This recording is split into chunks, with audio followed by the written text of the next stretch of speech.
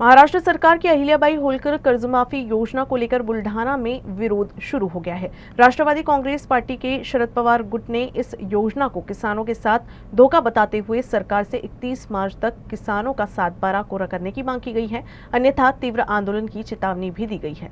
अहिल्याबाई होळकर कर्जमाफी नावाची योजना महाराष्ट्र शासनाच्या वतीनं घोषणा करण्यात आली। ही कर्जमाफी योजना अत्यंत फसवी त्या ठिकाणी आहे।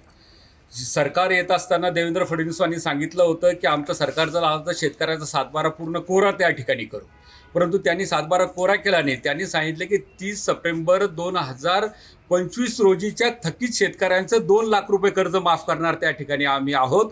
म्हणजे ही जी तारीख आहे या तारखेला 4-5% सुद्धा शेतकरी त्या ठिकाणी थकीत त्या ठिकाणी नाही।